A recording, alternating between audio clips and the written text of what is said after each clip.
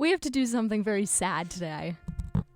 And that is say goodbye to the 2025 New York Mets, who ended their season yesterday against the Miami Marlins. They lost 4-0 in a rather hopeless game, I'd say.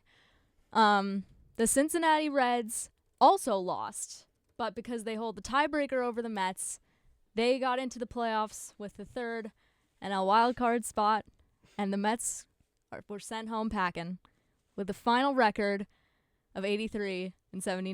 They missed the playoffs 1 year after making it all the way to the NLCS, as we all fondly remember. And we got to talk about it. It's a tough one.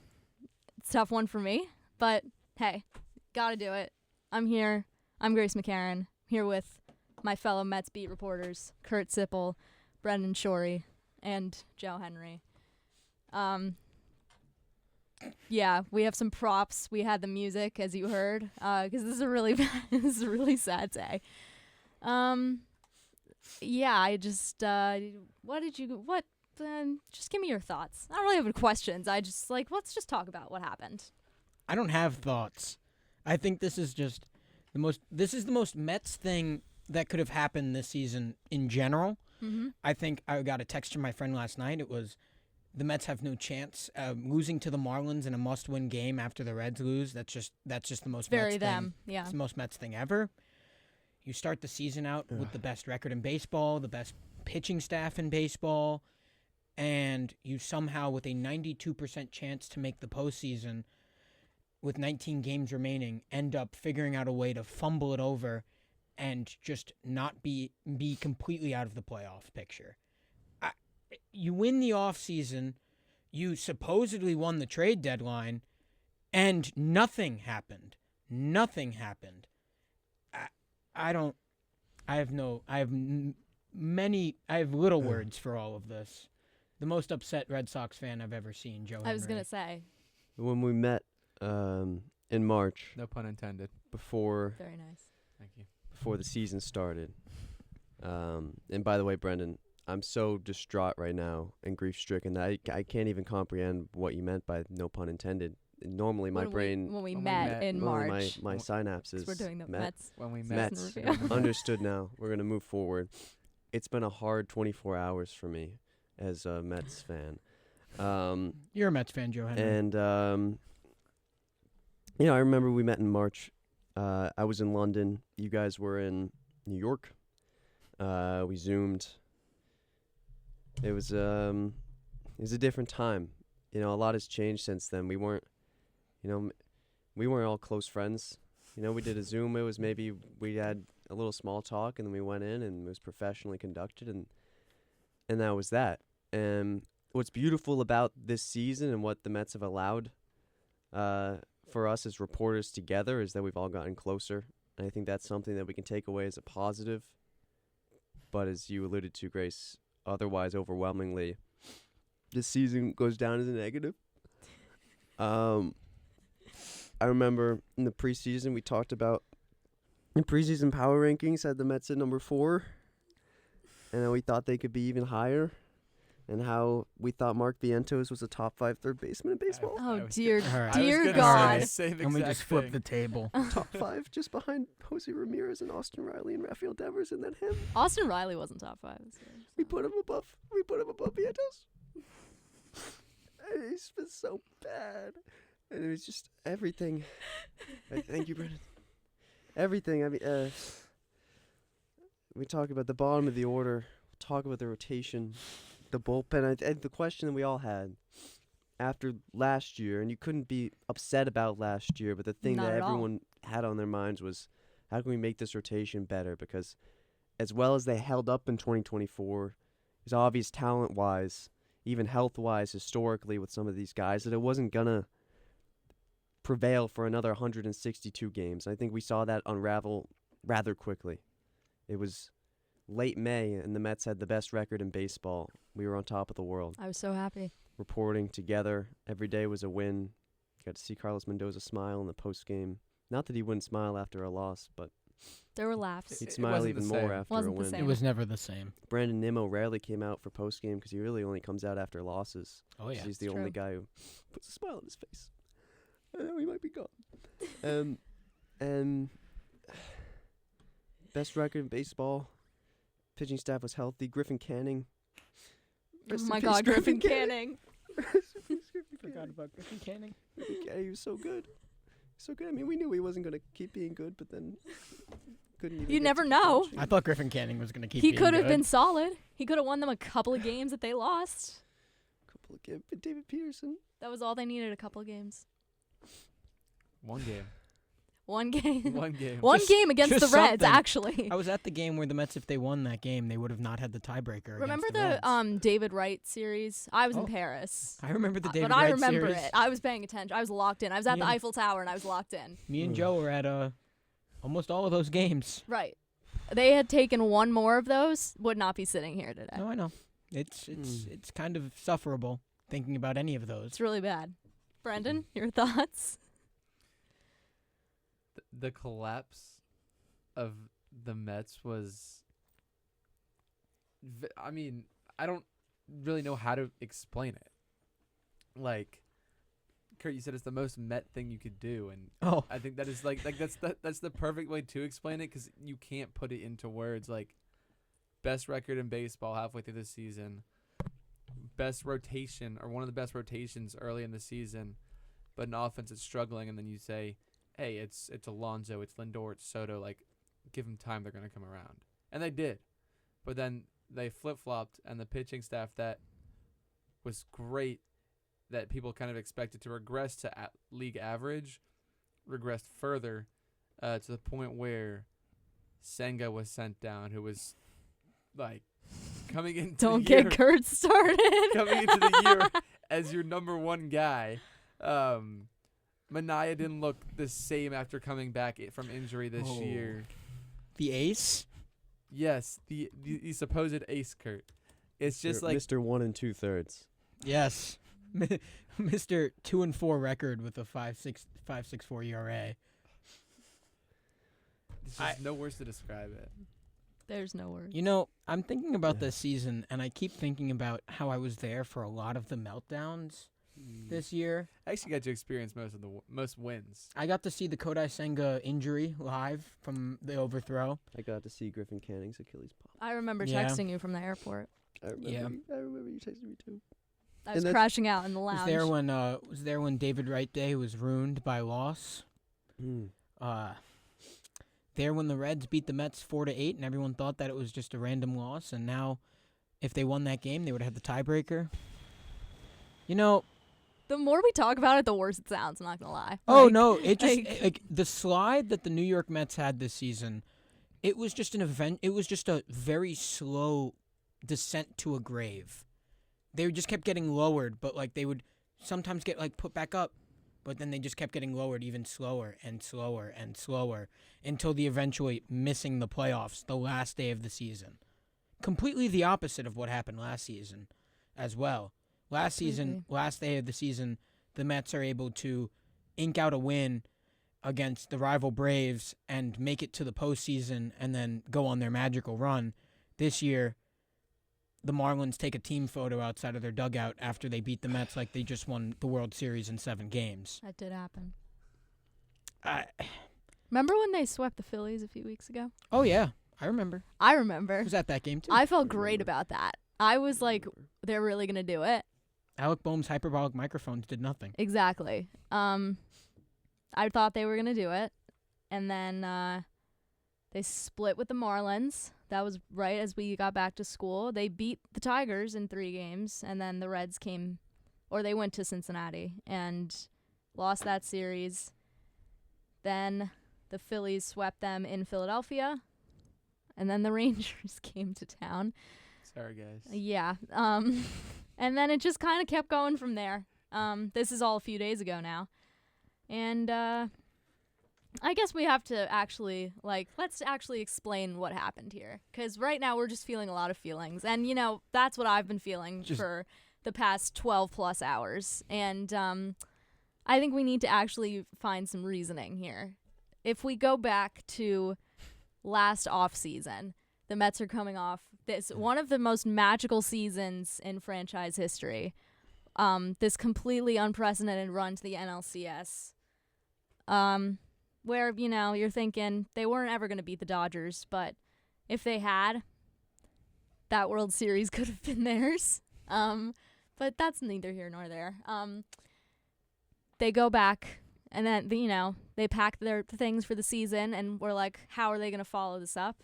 And then on, I think it was December 8th, Juan Soto signs a 15-year deal with the Mets, and I was ecstatic. The day they won, everyone thought they won That the World was Series. what a great start to the week of my birthday. Finals were coming around, but it didn't matter because we had Juan Soto. And then Pete Alonso re-signed. I was like, great, even better.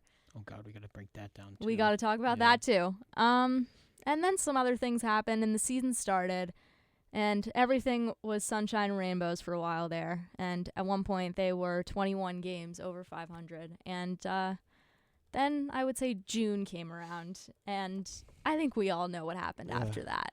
So just one of you, anyone who wants to answer, what happened here? It's You Joe.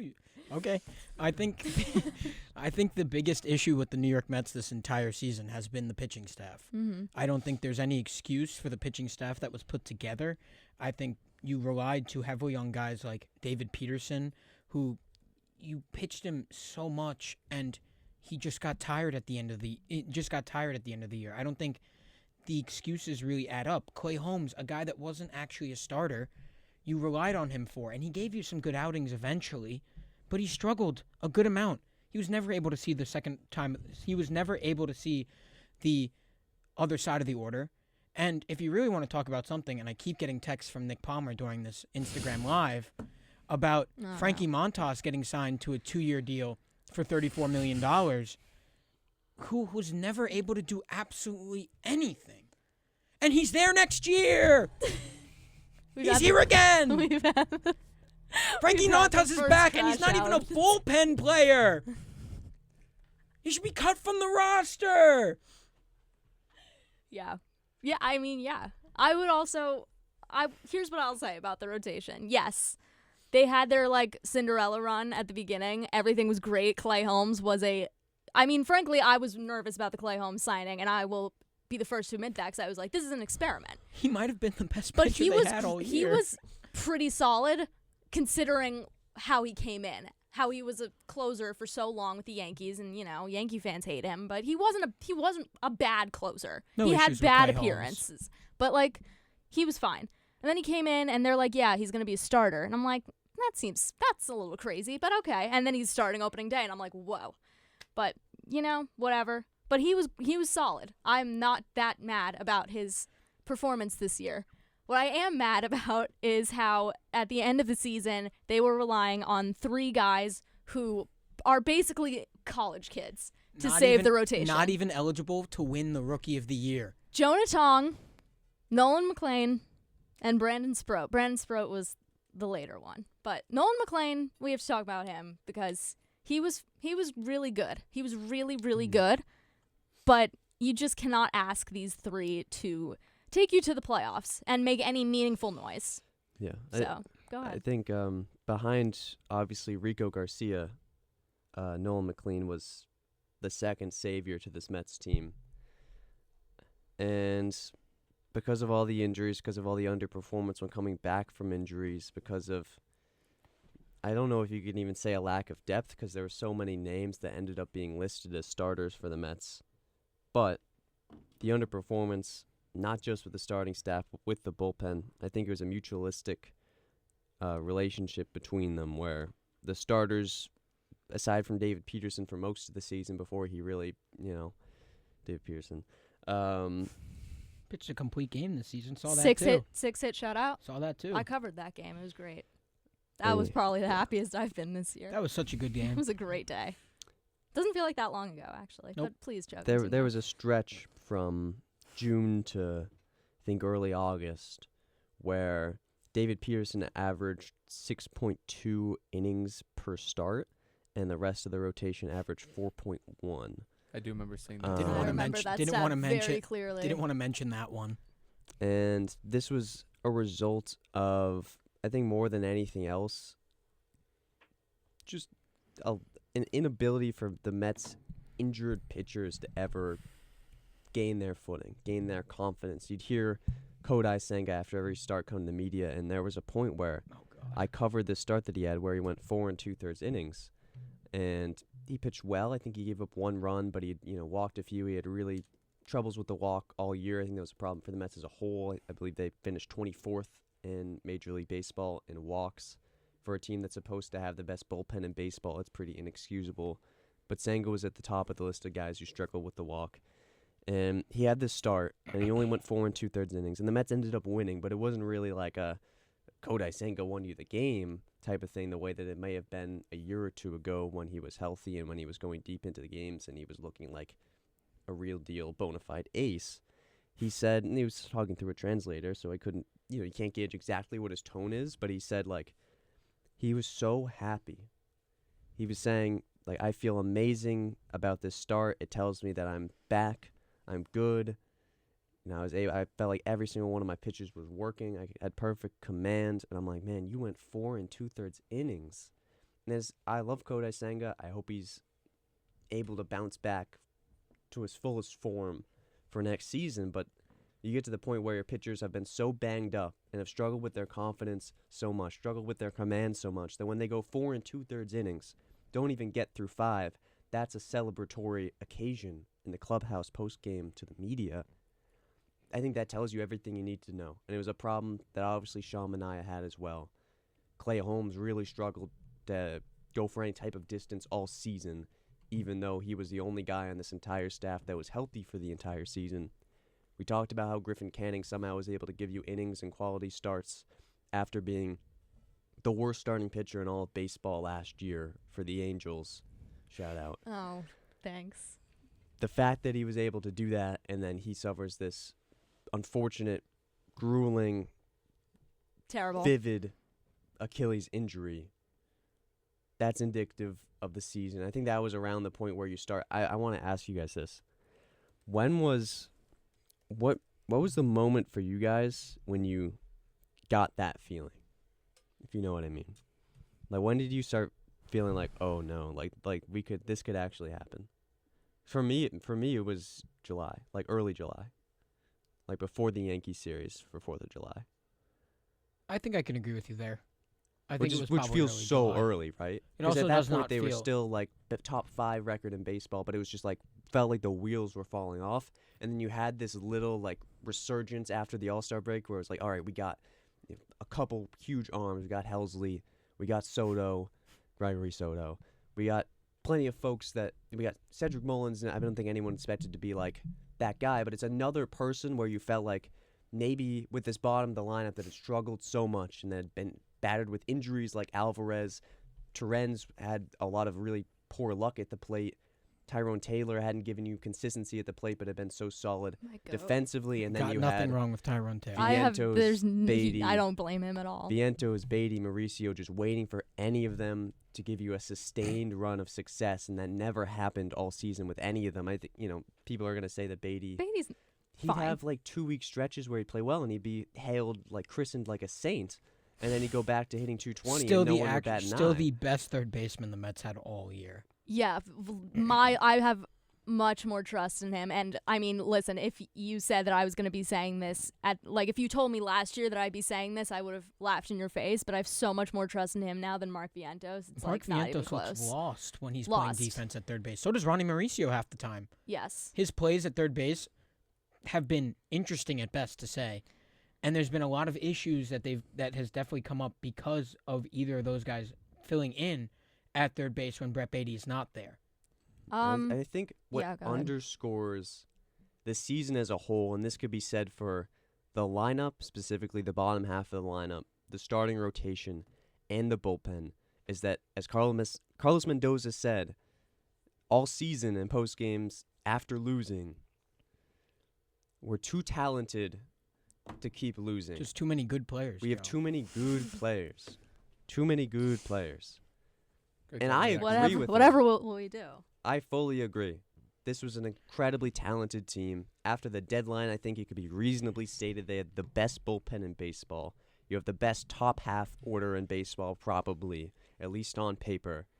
And then the bottom half, at least going into the year, and this is what I'm getting to, the problem in every aspect of the game.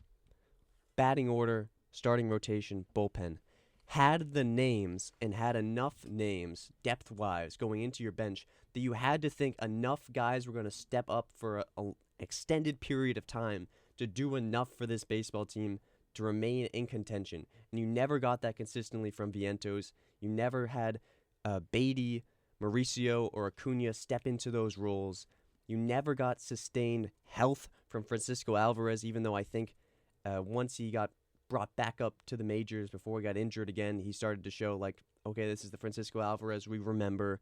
You didn't even get the type of production I think you could realistically hope for from Francisco Lindor. And there's so many names we just listed that you have to think are super talented because, I mean, obviously for Lindor, he's been doing this 10 years, but for some of these guys at the bottom of the order, like a Vientos and an Alvarez, maybe they aren't established major league guys in the sense that Lindor is, but I think you'd seen enough from them in 23 and 24 to reasonably expect that at least for a 2-month sustained stretch, they could be a top 10 player at their position. At least going into the year, you could have reasonably expected that.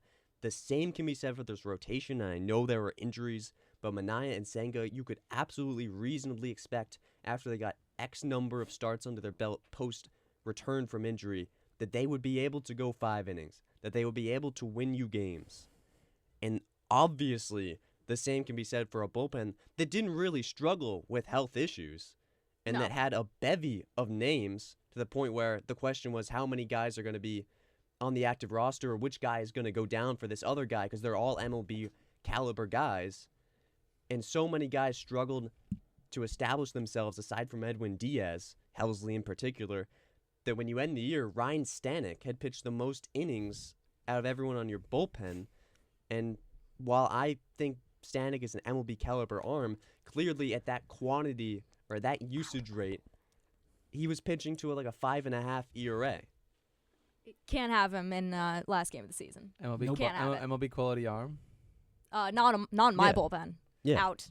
Don't But wanna yeah, see but him. Want to look at the other people in the MLB caliber bullpen, arm, but Grace? he's I not would rather have he's Gregory not the guy. Soto. No, He's not the absolutely guy not. you're going Yeah. to in Gregory- the 7th Gregory inning of a Soto- close Low-end- game low-end over and bullpen over arm. and over Yes, again. low stress situation. Not the last game of the season that you Gregory's- have to win. Gregory Soto single-handedly lost you game 1 of the Mariners series. So, not Mariners, Marlins. Marlins. I keep mixing up the M teams. I need to make a point about the starting pitching though. Go ahead. Last offseason, obviously it's something you want to address. Griffin Canning and Clay Holmes are not addressing the Those are starting big pitching. signings. I agree. That is big not. sign. I that thought is- Kurt, we that- all thought that. That is not addressing You the thought that starting Griffin pitching. Canning was a big signing? No. No. I'm saying none of us thought that was enough. I thought when they signed Clay Holmes and then a few months later he's the opening day starter, and like we don't put a lot of stock in opening day starters anymore. It really at the end of the day is just about who's theoretically the most reliable and who's healthy. So like whatever. But like the fact that that's where they were, it should have been bad from the start. But please, Brendan, continue. And we talked about this before the season. Coming into the season, Griffin Canning, massive question mark. Yeah. McGill, question mark. Yeah. Clay Holmes, question mark. Senga hurt. Minaya hurt. Just like Ricky Montas. Montas hurt. Let's not talk about Frankie If you Montas want to again. go and compete for the World Series, that cannot be your rotation to start the year. Can't. And so they need to do better this offseason. But that starting pitching, I don't know how they did what they did for the first part of the season where they were actually a good pitching staff. That's what's so funny. But then they regressed. It makes and they had to no regress. sense. They were bound to regress, and they did. They were flat out the number 1 team in virtually They every were metric. they as had a the best starting ERA staff. in the league. Like the best ERA in the league.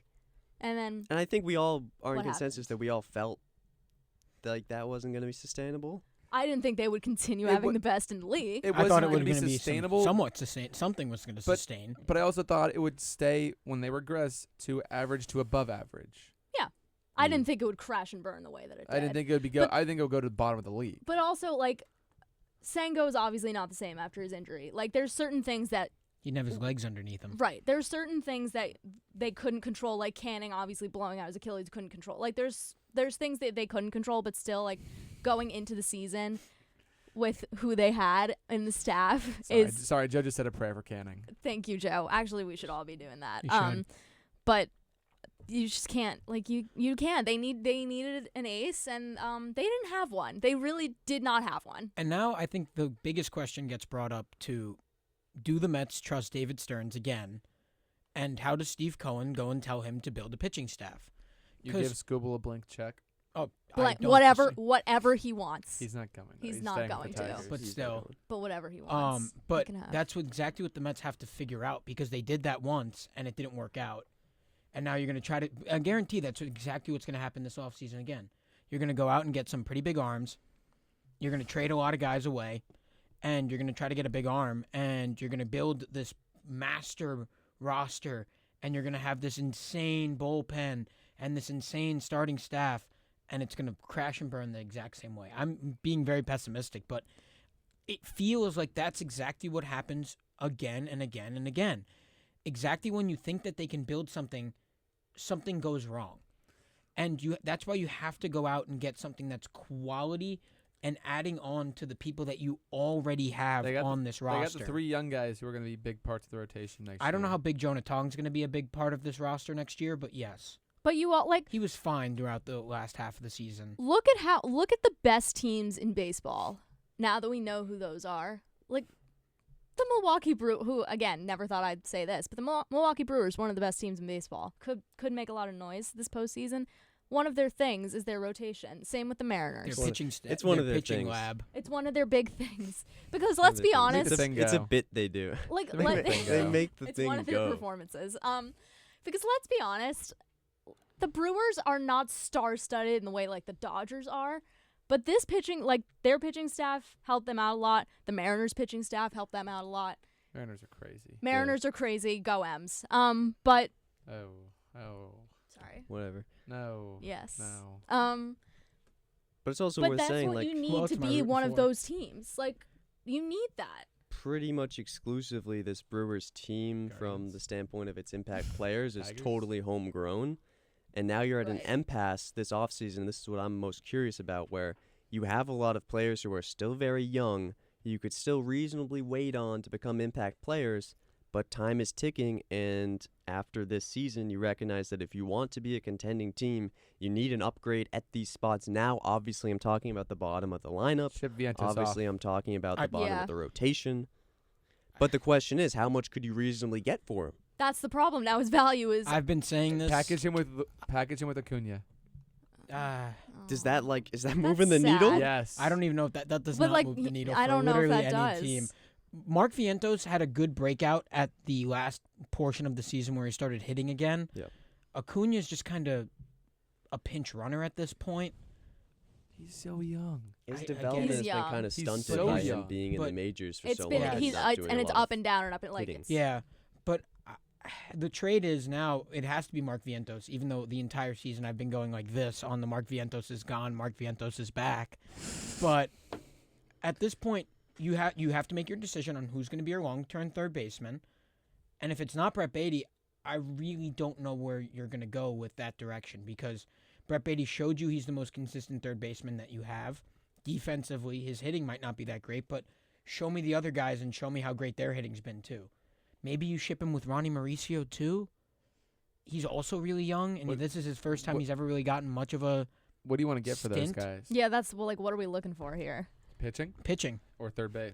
That's the thing. If you Slot that in, throw in Jonah Tong, and get Paul Skeens. that'll do it. Tie the needle. That'll work That moves the needle for the Pirates. for sure.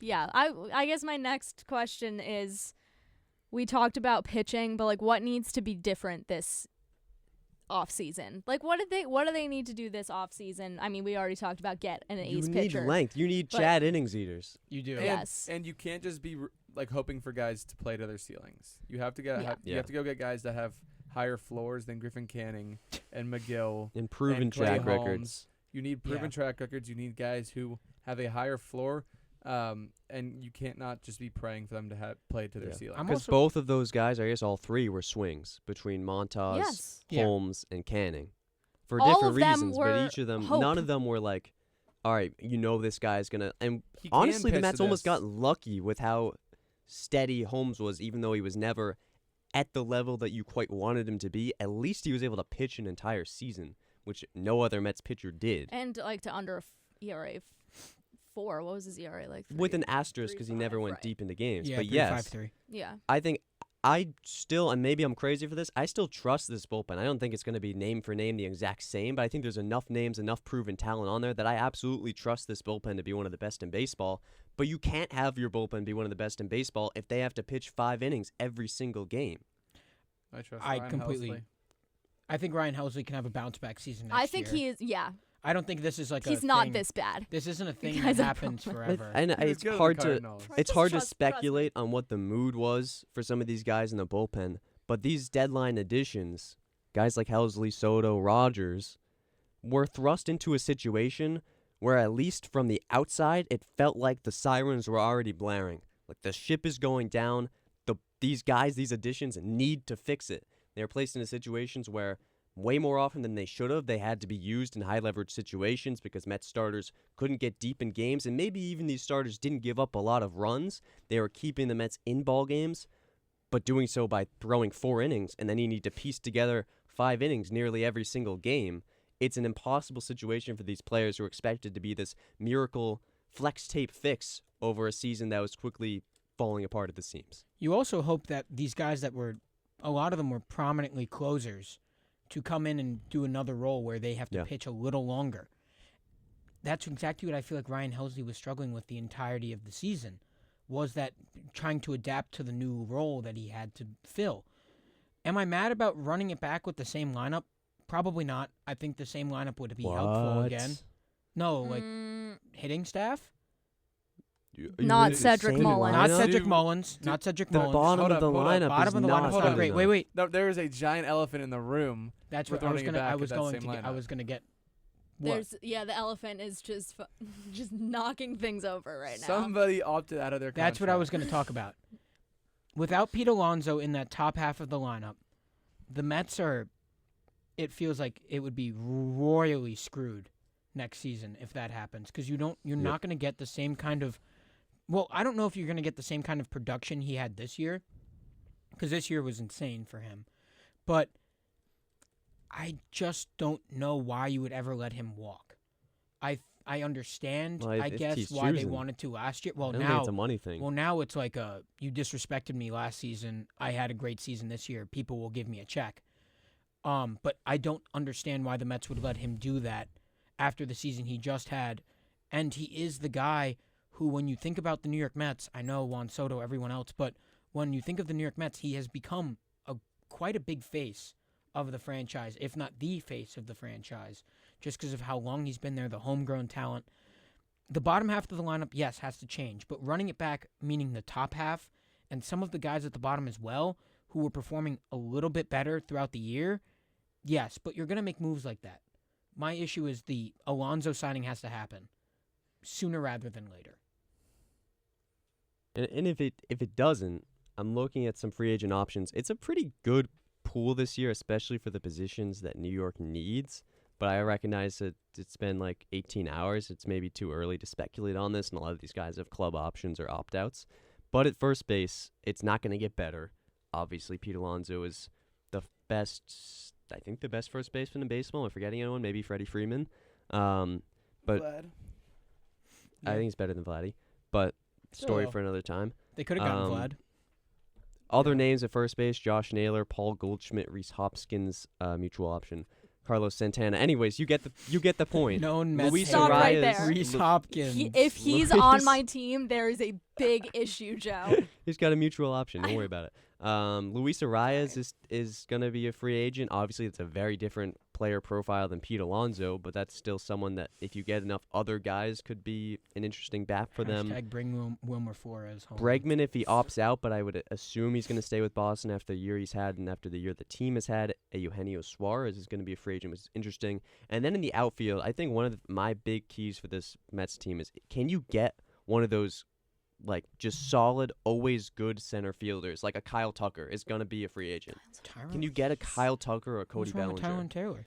Or Kyle Tucker can't look, play I center. like He can't Tyrone really Taylor, hit, I fear. but you I know, need but Tyrone more hitting. Taylor's defense you is clearly so you need a good. bat It that you could is. slot in at 6, or you could slot him in at 2, 3, 4, and then move everyone else down. To have 6 good hitters instead of 5 good hitters, but even among those 5, only 3 are good at a time, and then 6 through 9 is a wash, and you're just waiting to get back to the top of the order. You can't do that for another year.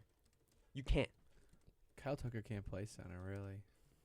So You you'd have put to him- fit. Well, but you could throw Nimmo can Nimmo? play center. Nimmo can and play then Kyle center. on left. That's fine. Yeah, but there's okay plenty. with There's it. enough names that can give you, like Kyle Schwarber's technically going to be a free agent. I would be surprised if he doesn't stay with Philly. I said Bellinger. I just don't Luis think Robert. that you can get a better first baseman right now. Hey, and the center field, Alex I get what you mean. Verdugo's a free agent. Alex Verdugo, go, You go. could get. Stop. You could Gone, get. Not gone, funny. gone. You no, could you're get- not allowed to You talk could get anymore. Michael A. Taylor and his brilliant defensive output out of retirement. Thoughts? Jackie Bradley Jr. I'm not. No Jackie good? Bradley No Jr. response. No good? guys, back in No good? 2021, I wanted him so bad on the Mets, and then he was terrible. But I think not the point. That's not many years re-signing ago. Pete Alonso is just going to be a regret that they're not going to want to It's make. also going to be one of those things because he's now what's he been there for 6 years? Like that now I think would have an impact on the locker room if they let him go. Absolutely. Like leaders go. they Absolutely love him. Like he's because he's kind of a goofy guy. I would never say that he's like future captain or anything. 'Cause he's just I don't know about that. I think but he can like, be future captain. It's him or Francisco Lindor. well, Lindor should be the captain. But anyway, like No? he is just Close to me. It's close. they can't let him go. They really should not. I agree. Like- I don't. As a Mets fan, Because and that's one of the things. just as a Because then, like, what do you do? Like we were just saying, then you have to go get one of those guys, and like, why wouldn't you just give Pete that money then? That's None of kind those guys my- are as good as Pete. But like, how Eugenio much is he going to Suarez is pretty realistically want that you're going to say no? That's my issue. That's my thing. I don't You've already know. paid these guys so much more money. You can't just throw Pete a few extra bones for being there a while. Steve Cohen's supposedly a Mets fan. Just saying. Supposedly. Guys, wait, we have to address one other thing, and Mhm. this is hard for me, but know. I know Nick Palmer's listening, and I want him to listen very carefully to God. this part. The runners in scoring position, even with Juan Soto, gotta be better. You cannot leave these guys on base. That comes with a better bottom half of the lineup. Comes with a better bottom half of the lineup, but you cannot leave. I mean, yesterday they had multiple opportunities to at least put some runs on the board against the Miami Marlins, mind you, not a good baseball team. Well, No, Joe. Joe, please. Joe, they're not a good baseball Stop. team. Stop. Joe. They're they not a good Joe, baseball you're about to team. get finished like Joe, 4 no. games behind the Mets. Joe, okay, No. and Four the Mets games. weren't good either. I'm saying We're it not now. saying the Mets are a good baseball team at the moment. They're out of the playoffs. I'm actually claiming that they're quite bad. Very ordinary, as my dad says. But anyway, they had so many opportunities to put runs on the board yesterday, Shout out Pete Alonso. and they couldn't do it. Now, there were a couple, listen, Alonso's 116-mile-an-hour swing, whatever. That was bad luck that he happened to hit it right to whoever he hit it to. That was a That classic. that was bad luck. That was a classic Mets moment. It was. That's going to be something I think about for a few As weeks. Chris Carino would say, that was an amalgamation. Correct. English, please. Very nice. Chris Carino, like On a one of his radio- crutch words is amalgamation. We're on a radio show, Joe. We need common speak, please. Amalgamation. Joe. It's emblematic. This of is, it. these are some This big is sports words, talk man. radio. It's an SAT word, Joe. I don't know what we're going on about. It summarizes the season in a single play. It's an They amalgamation. don't It- use that it's word. They don't use that Thank word in you. Texas. Absolutely not, dude. That's too much. Too big of a word for me. But they The Lion doesn't concern himself with anything past 5 letters. but that has to be better. I don't personally know how to fix that. Get better players at the bottom half of the lineup. But Yep. but when it's the good players too, like when it's Good players. when it's Juan Soto, Player. like when it's Juan Soto who can't make things happen with runners in scoring position, like that's not something that's not sustainable. Juan It's Soto not a- had it's not a World Juan Series Soto team. looked like just swinging at anything yesterday. Yeah, so Pretty did, much I mean, swinging at anything. honestly, they all looked really Jeff desperate. McNeil, the same thing. Don't talk Francisco- to me about Jeff McNeil right now. Jeff McNeil lost me the fantasy championship He did. yesterday. Francisco If he'd Alvarez. gotten one singular RBI off of any of those runners in scoring position, actually this is relevant. I would have won my fantasy baseball championship, but that's not important. Francisco Alvarez swung at a ball that was completely outside. That would Would have brought up- loaded the bases. Mets had Although, 2 chances with who that. knows if that would have even done anything because they can't score with runners Doesn't in scoring matter. position. Still, but though. at least the bases would have been loaded. So, anyway. Anyway, I think at the end of Things the we all day, do. Things we all do. at the end of the day, the Mets couldn't have been more disappointing. If Pete Alonso walks, it can't even be even more disappointing. Can I ask another question? Where does this rank on like the most disappointing Mets seasons in, we'll say, our lives? That includes 2007, which I know none of us were really conscious I don't really for, remember it. but that was very bad. I think this one ranks probably number 1 or number 2. I think it's probably top 3. First off, don't doubt my consciousness. You at remember age the 3. 2007 Mets? What's your memories from 2007 look like, Joe? Is 2007. that Red Sox Peanuts memory or? Red Sox Peanuts was that year. The Red Sox won the World Series. I believe there's causation there, not just correlation. And otherwise, Another big word from Joe Henry. I More than 5 letters. Are we serious? Yeah, we can't It's, keep doing this. anyways, it's hard for me to say because obviously I haven't followed the Mets super closely my entire life. But for me, it's number 1. And because especially it wasn't just this like sudden collapse, like the way that the Guardians had this sudden just shoot into the playoffs. It was this gradual, but you could see it coming the whole way collapse. It's like For 4 months, it was a sustained feeling of doom. It's like, you guys know, like on the Season side of doom and mirror of despair. cars. The season of doom and despair. Exactly. You know how on the side mirror on cars it says objects in the mirror are closer than they appear? Yeah. Yes. I'm That's what familiar. the end of the season felt like. It was just, it's coming. The lion's coming, and the lion is missing the postseason. So true. I love this. So true, man. 2022 Mets. The lion does not leave hostages. The No, lion the does lion not does concern not. herself with the wild card. It's fine. Absolutely not. The lion has crashed the car. The lion is dead. The 2022 Mets definitely had a. But I don't count that as a collapse because they won 101 games. They made the wild card. That 3-game set was a collapse. And then but you watch like the amalgamation of the wild card end. Bro, They're- don't. No, we're not doing this. We're not doing this. I would say this is probably number 2 in our lives, and then like the 2021 Mets were also, that was pretty bad. 2023. That's not worse than this year. That's not no. Okay. I'm saying this is probably number 2. I It's just- 2007 this, and then maybe you get into I like just can't remember 2021 and some other 2007 ones. like that. So that's like From what I know. that's like the one where my cousins would talk to me about that, and I'd be like, "Yo, Unc, I got you, Like- but I don't remember." Like Jimmy Rollins won the MVP Unk, over bro. David Wright. It was bad. Unk. Yeah. Yeah, bro, Unc. Brendan, how old are you? 22. Unc. That's all I gotta say. All right, but yeah, I think this has to be one of the most disappointing seasons, just in general. Yeah. I'd say so. But Juan Soto getting signed. This is my number 1 Another for the highest. Mets.